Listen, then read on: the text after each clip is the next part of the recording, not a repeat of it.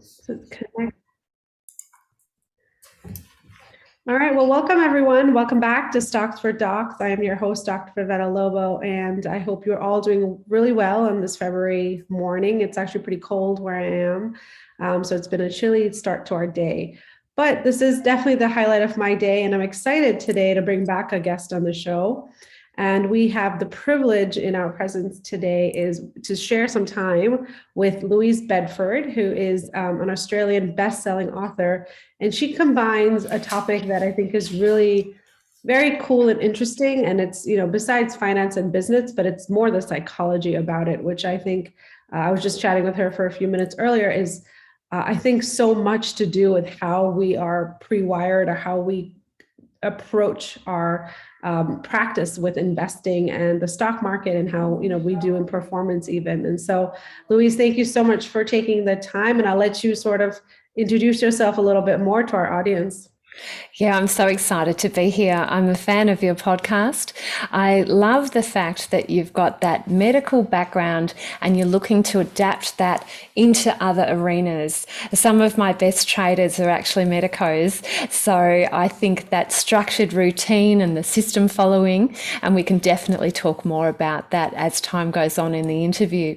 So as you mentioned, I'm a best-selling author. I've got 5 books that have been just so well appreciated by the group that I've released them into, and it's spread like wildfire. So I've been a trader for 32 years now. Time has ticked on. And I also look after a podcast, so talkingtrading.com.au. We talk about all things to do with wealth, but particularly trading the share market and the stock market. And I run a business with my business partner called tradinggame.com.au, and there we help people trade, we help them understand the best way to manage their money, how to get the biggest bang for their buck. All things to do with wealth, really. So we've been running our mentor program for the last 22 years, which has just been such a pleasure. And because it's a repeat for free course, we have got a wonderful community of traders, and many of them have become full-time traders over the years, so that we've got people to hang out with during the day. Awesome. That's a lot. That's a lot to do. And, the fact that you've been so successful and being a woman in this space as well is truly remarkable. So, I'm really happy that you've decided to spend some of your expertise and share some of your thoughts with us. I briefly went over some of, what your work and some of what you've done. And one of the things that caught my eye is something that I have definitely struggled with. I know a lot of people in medicine have, and we talk about it quite a bit, and that is to do with the imposter syndrome.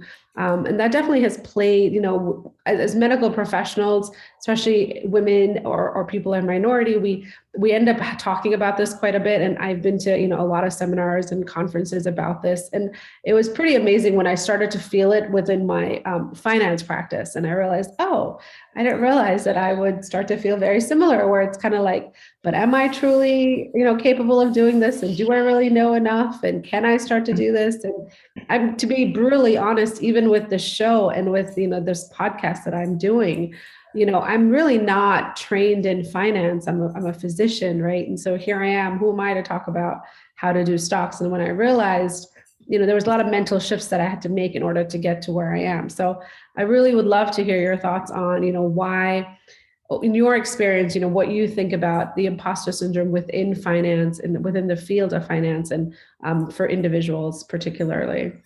Sure. Well, let's have a look at what the imposter syndrome really means for people. It's that niggling doubt, that fear that maybe you are not adequate, maybe you don't have enough knowledge, enough confidence, enough guts to carry this off. And sometimes when we're in a room of highly qualified people, particularly if it is a new area to us, we can have those doubts. We can have that little angel and the devil on our shoulder, where the angel's saying, come on, you can do it. But the devil's saying, what makes you think you can? Who gives you the right, you particularly the right, to stand up and say that you know what you're doing? And interestingly, it is related to the Dunning-Kruger effect. Now, if you've heard of the Dunning-Kruger effect, you'll know that that is the reason often why you think your manager is a complete moron, because they've been promoted to the level of their incompetence and they don't know what they don't know. You know, the average person, when they're promoted, they feel like, gosh, there's so much more ahead of me. There are so many areas that I need to familiarize myself with. But with those who are subject to the Dunning-Kruger effect, they never think that at all. They think, yeah, I have a God-given right to be here. Of course I should be here. I should have a place at the table, even though I know nothing. So which camp do you want to be in? I would prefer to have a little bit of self-doubt, because to me, that is a symbol of a true growth mindset. You know that there's more that you need to do. There is more of an idea out there waiting for you to discover. There are new capabilities that you need to incorporate into your very being to feel like you are the best of. And that is all a healthier mindset than being a complete narcissist and saying, yeah, I'm great. Just let me tell you how great I am. So I think it's healthy to have a bit of the imposter syndrome. And I think if you are not feeling that, it probably means that you're going to be quite boring and you're not going to strive and you're not going to do your best. It's natural to feel a few nerves. It's natural to feel that this is a big arena and who am I to take my place here? I think that is a much healthier attitude than saying, I know it all. That's so true, but it is, it's challenging, especially for us, as physicians. I can tell you, once we go through, a lot of years of training to get to where we are. And then once we're there, we, have sort of equipped ourselves, if you will, with all the degrees and all the sort of armor that we need in order to stand in that room and claim to be the boss or the leader of that group. We're the leader of our trainees and our nurses and our staff around us as far as, directing the care. And so, but yet, when we come to a new field that where, we don't have those accolades or those degrees that's sort of backing us up. And that's where I struggled with finance. My initial thought was always, well, I should just give this to an expert, right? I should just hand over all my money to some financial advisor and let them tell me what to do, because, well, they went to school for this, but I quickly realized that no one's going to care about my money as much as I will. And, not that I'm fully against financial advisors, but the reality of it is this is my life and my money and my goals. And end of the day, I'm the person who should know that better than anyone else. And so I really should put more of an effort into learning this, not just, abdicating my responsibility, if you will. But that was when I struggled with that thought. And then I had to make this mental shift, if you will, kind of to what you were talking about, where I'm like, it's okay not to know everything. And it's okay to be sort of learning. And, this podcast, I tell people often, is very much a journey together with my audience, where I am learning as I am imparting this knowledge, or I'm sort of just bridging it with bringing on experts and then learning about something and sharing it or talking about my experience.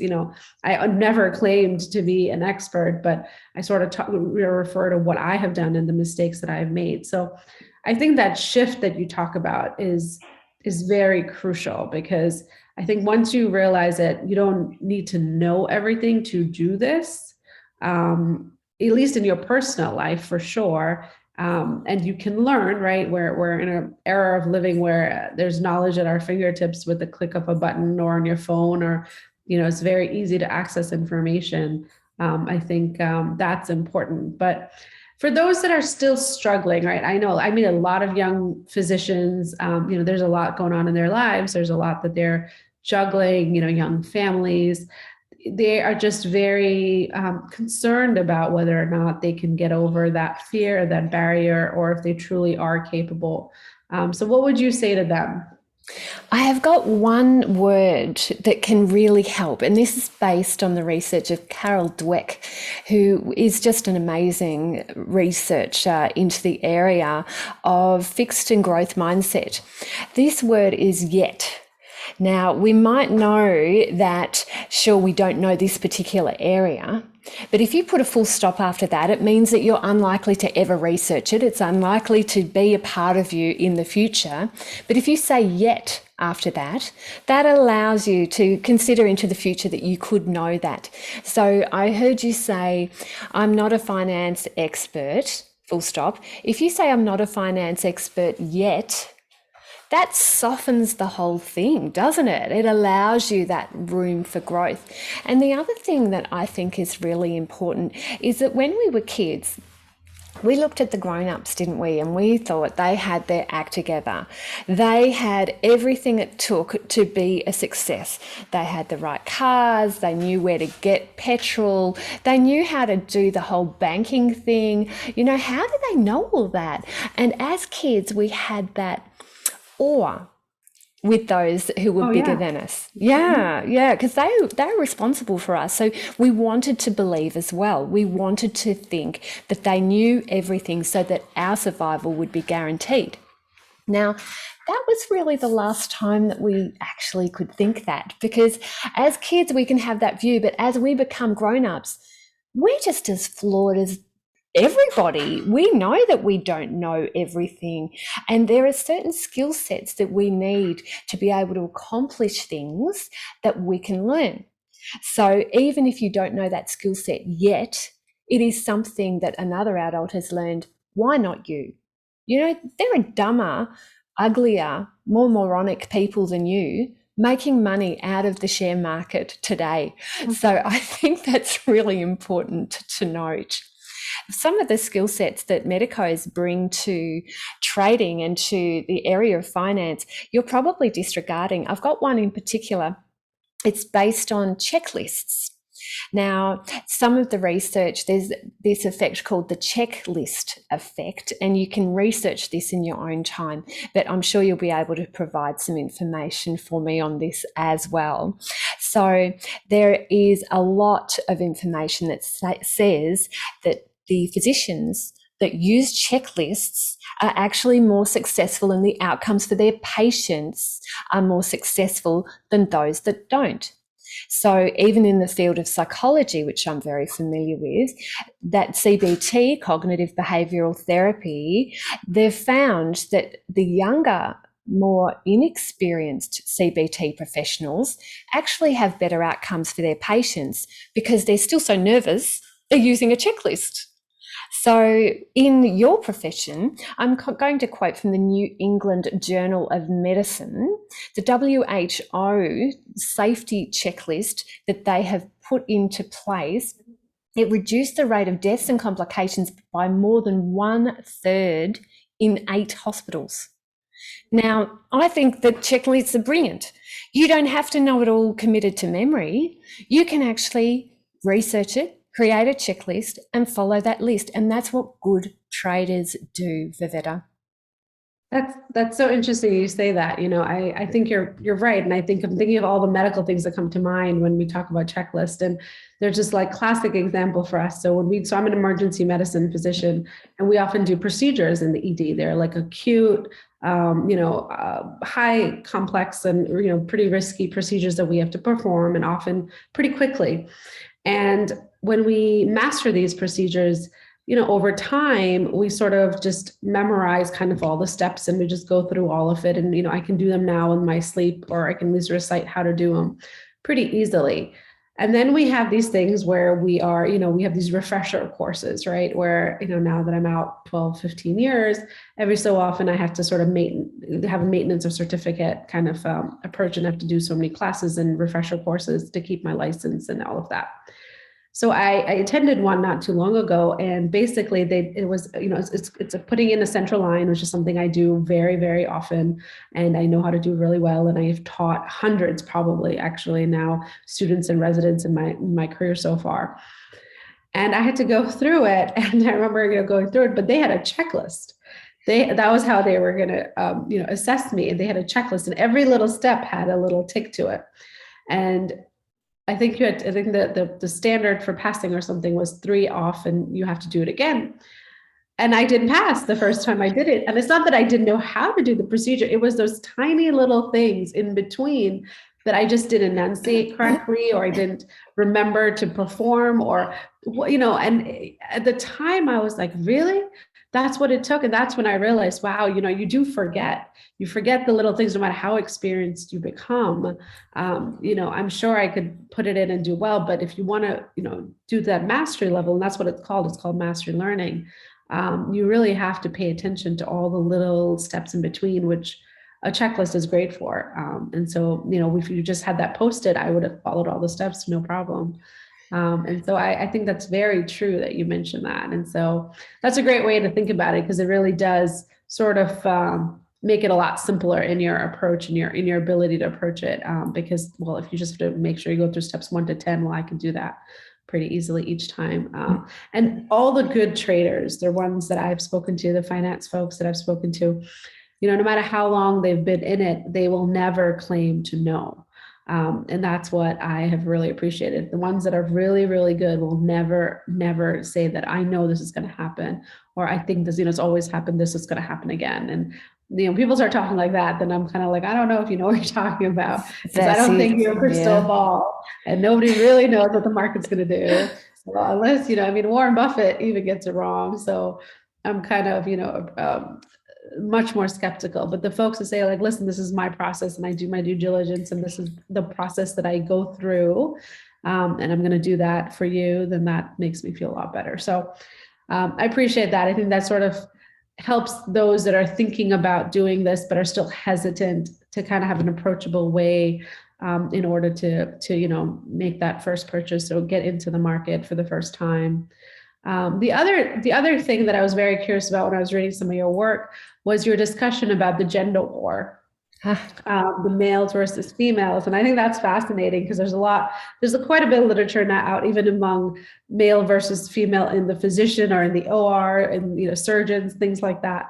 And I didn't really think about it in the finance world, because like medicine, finance can also be pretty predominantly male. And so I was curious as to who does win that war, in your opinion, and kind of where those thoughts come from.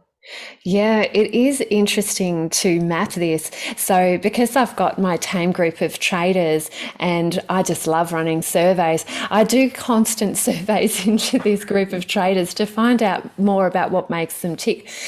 Interestingly, out of this last year's, the 2021 survey that I ran, our top 4 traders in terms of results are female. So we're often the ones that experience more self-doubt. We wonder whether it's a male domain. We don't know whether we're going to be able to do this. So we have that little devil on our shoulder speaking very loudly in our ear. And it can be difficult to overcome, because the guys do feel like it's their area. We've given more examples of the Wolf of Wall Street and Gordon Gekko and Greed is Good. And it's such a testosterone, masculine, oozing with macho type of arena. But actually, if you look at the results, this is not only replicated through my database and my traders, but over time, going even back into the 90s, Brad Barber and Terence O'Dean found exactly the same thing. So women take longer to get involved, but once they are involved, they're more methodical and their returns are higher. Now, I think this has to give us a little bit of confidence, because it is not subject to your gender whether you can do this. When I read the stats and you hear about what's happened with the pandemic, and with women in particular, we have suffered a lot more than the men in comparison. And in fact, right now, if you look at the FTSE 100 list of CEOs, you are more likely to find a CEO called John than you are to find a woman there. So there are more CEOs called John than women on that list. I just find that to be astronomically confusing, because we have everything that it takes to do these type of high level, high involvement roles very, very well. And I think it's indoctrinating ourselves that this is okay and we can do this. Talking with you here now, this is overcoming a lot of stereotypes. I know that even being a female in the finance field, it is an interesting phenomenon because my business partner, who's this big, bald guy who is very masculine looking, sometimes when we're speaking with a broker, for example, brokers will direct all of their attention to him.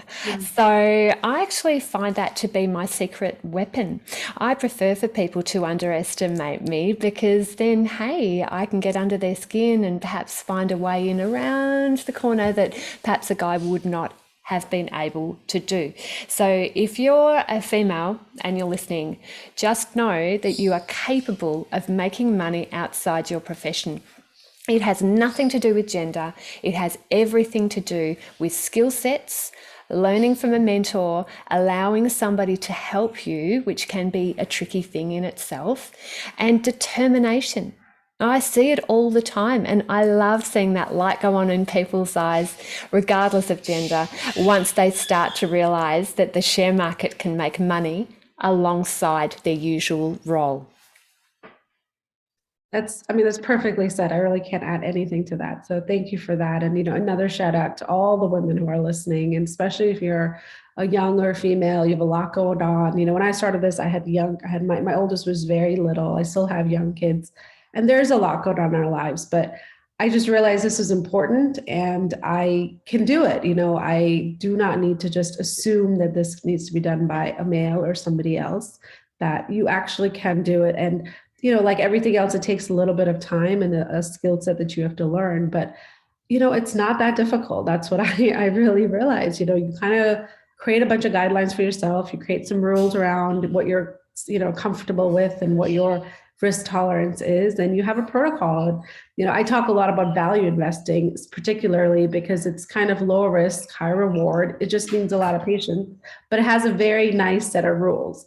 And that's honestly why I like it. I kind of have this checklist, or if you will, like we talked about, and I go through and I research on my laptop, which is easy at night when the kids are asleep, and kind of just, look up companies and see if they meet the mark for me. And I'm able to then put this on a watch list and then sort of build it into finally deciding to purchase it. So you just need a process. And I hope that if you are listening to this, you heard it from the expert herself, you can do it. So definitely try to change your mindset if you're still hesitant. The other thing I wanted to ask, and this is more for me because I really experience this all the time, is sort of this concept of decision fatigue. This concern about, okay, how do I keep my energies running high, and how do I, stay, the market, especially now, this market is just wild, in my opinion. It's sort of been all over the place since the pandemic has hit. It went down and then it soared, and now it's sort of kind of tumultuous again. And sometimes I feel like, gosh, this is, I just don't know how to keep my emotions in check and sort of, keep my eye on the prize and stay sort of neutral and calm through it, and keep my enthusiasm and energy going. And so I know you have talked about this a little bit, so I wanted to ask, some tips or thoughts that you had around that. Yeah, it is a real thing. Decision fatigue really does make us so humble, doesn't it? Because sometimes you look back on the decisions you made while you've been under pressure and you go, really? Is that what I did? How can that be? Sometimes even with past lovers, you wonder that sometimes, don't you? You go, really? Yeah, was that more than one thing in my life? What was I thinking?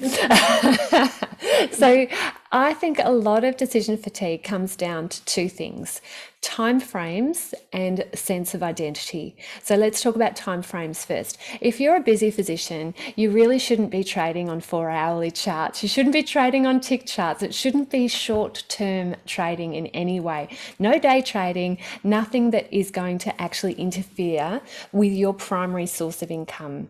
To do these types of short-term trades well, you need time to sit and think and be in front of the computer at particular times of the day. Now, that does not suit your profession. And I think we have to realize we have limitations.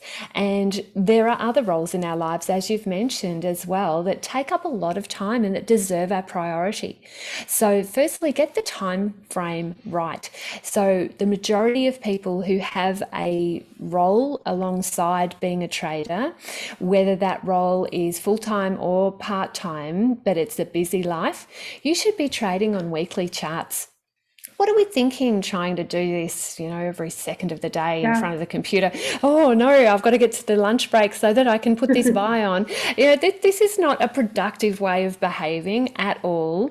And we know with multitasking, we drop the ball in every arena. It's not just that one thing that you're focusing on at the time. You've got a transition switchover cost of 20 minutes after you change tasks. So you put the buy on in your lunch break, and it takes 20 minutes for you to get back to thinking of Mr. Arthur, who's got a broken leg in Ward D. It's not going to go smoothly for your patient after you've traded. It really won't. So increase your time frame and take the pressure off from that perspective. So that's the first part. And then the second part is identity. I think a lot of our actions are tied up in who we think we really are. We take pride.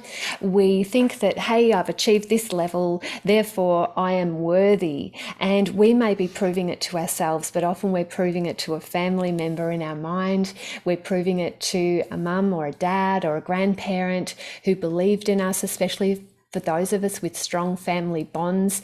Or we're doing a revenge success type of concept where we go, hey, I'm going to earn more than dad ever earned. I'm putting my hand up there because that was my one. I'm going to be more successful than my dad because my dad didn't believe in me. And we can take inappropriate actions from those drivers. So thinking about who you actually are, if it's tied to, I am a physician and I take pride in this and here are the good things, also be aware that you can have more than one role. I'm also a trader. I'm also a mother. You can slip in and out of these roles like you're trying on different hats. And as long as you've got that integral personal consistency so that it's in line with your values, you can do very well in all of those roles. Just be careful about that whole identity as a trader, thinking that you need to be a short-term thinker to be a trader. You can be a trader on weekly charts. It's just fine. You're still a trader. That's so key. And I think that's something that a lot, like definitely for me, when I brought out the show even for the first time, and prior to that, the reason it sort of all came out was I started getting interested in this personally because for financial reasons, and I had a mentor that was helping me out and teaching me kind of read this and learn that, and I slowly evolved into just having this knowledge, and starting to do it. And then I started talking about it when I was on boards, when I was in the ER, when I was seeing patients with my junior residents and my trainees. And it was just very organic, very casual. We would come up with a conversation and I'd be like, oh yeah, you should look into this company. I was researching them and I think they do some cool stuff. And we would talk about stocks and all of it, my first reaction, I remember, was, really, Dr. Lobo, you trade? Like that was the response I got every single time. And I'm like, why not? Like, why is that so shocking to you? And when I look at it from their perspective, they were just like, but you just had a baby, or, but you're, an Indian woman, but you're, whatever their preconceived notion was about me, it just didn't line up with being a trader. Like it just did not do that. And that was sort of my motivation to kind of continue this actually and start talking about it more and more and being louder. And, now I have this platform to do it. And you don't need to look like anything. You don't need to look like, the characters that are stereotyped in Hollywood when they have any trade movie that comes out, or, you really can be any person. And like you said, you can be a mother, you can be a physician, you can have other roles in your life. And I think that's so, so key. But being authentic, I think, is truly, invaluable advice, because it has to work for you. And that's what I realized about it. like you said, I could never be a day trader. It's not in my DNA. It's not how I'm built. It's not what I would be able to accept as risk or be able to. So even if I had the time, honestly, it's just not something that's truly who I am. But being this long-term value investor that's conservative and methodical is truly the crux of who I am. And so it's easy for me to get into that. And that's sort of what we talk about a lot on the show. And so I think it doesn't have to be that for somebody else, right? It just needs to find whatever Exactly. Yeah. and trading gives you a lot of options. I didn't realize that. And there are various styles and ways to approach it. And, some people, just the fact of investing in stocks is too risky for them, and they only stick with index funds or mutual funds or whatever it may be. And that's okay to them. But, investing in individual stocks is a no-no. And that's okay too. And I tell people that all the time. It has to sort of work for you.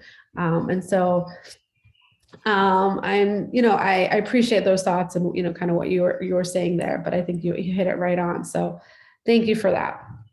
Before we wrap up, I would love for you to, do a little plug in, tell us a little bit how we can find out more about your work and where we can look you up. And for those that want to connect with you, where they can find you. Sure. Well, I would love to hear from your listeners. I do feel that people who have already achieved in one arena, they know what it takes to do that, and then they can use those principles and divert their attention to another arena and do beautifully. So you don't have to cap your potential. So come and visit me at tradinggame.com.au and register your details, because I'd love to send you my free 5-part e-course called Trading Made Simple. It will give you a lot more information about what we've been talking about, but also some specifics about trading so that you can be a trading success. And I'll send you also my free trading plan template, which is like that checklist that we were talking about, so that you can achieve in the markets as well. I think one mistake that I do see a lot of medicos make is they think because they've achieved success in one arena, they think it will be instant. That is called the halo effect. So just be aware that it may take a little bit of time and a bit of guidance. You're not going to instantly snap into trading success. And that's why you do need to rely on tools and people to help. Others can sort of shortcut this for you. You don't have to discover it all yourself and tiptoe through that minefield so you don't blow yourself up, because that's what we're all scared of, isn't it? Let's just name that elephant in the room. So by coming to tradinggame.com.au, I'll be able to shortcut that process for you so that you can excel in the markets. Great. Thank you again so much for your time and expertise, Louise. It was a pleasure having you on the show. And thank you all for listening. And until next week, stay well, stay healthy, and cheers. I'm just going to stop the recording.